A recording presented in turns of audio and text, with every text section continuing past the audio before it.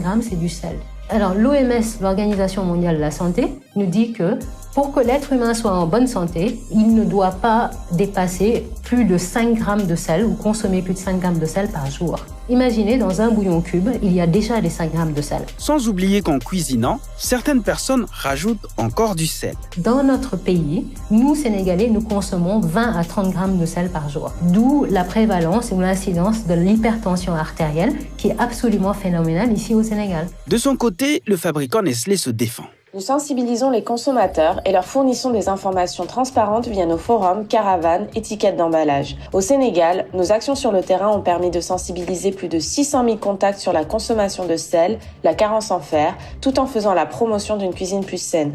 Nestlé affirme également avoir diminué la quantité de sel. Nous avons renforcé le profil nutritionnel de nos assaisonnements Maggi en réduisant la teneur en sel de 10 à 15%. Pas suffisant, si l'on en croit le réseau national des chambres d'agriculture du Niger. Quelques jours avant la fuite de l'audit de Nestlé, ce réseau a publié un document sur les dangers des bouillons cubes dans Maggi Tablette, fabriqués en Côte d'Ivoire. Et voici la composition de Maggi Tablette.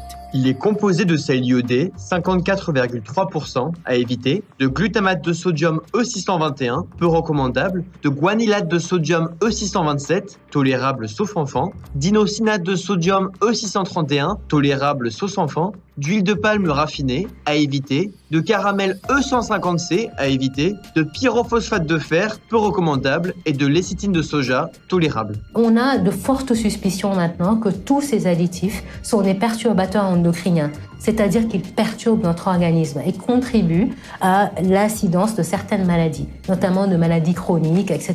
En résumé, docteur, vous me dites que dans les 3 échantillons que nous avons apportés ici, en gros, si je comprends bien, la seule chose vraiment consommable ici, c'est le Nescafé. Absolument. Le deuxième, qui n'est pas bon, mais qui n'est pas aussi mauvais que le troisième, c'est le Nido.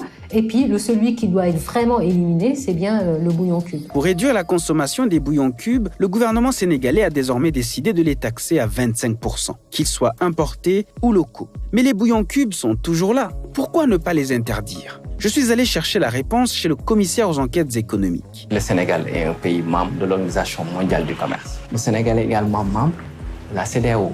L'OMC prône la circulation des marchandises. La CEDEAO prône, quant à elle, la libre circulation des personnes et des biens. Donc vous convenez avec moi que c'est un peu délicat. Si vous dites que ce produit-là ne rentre pas au Sénégal, ce pays peut attaquer le Sénégal devant l'organe de règlement des différends. Et là, vous serez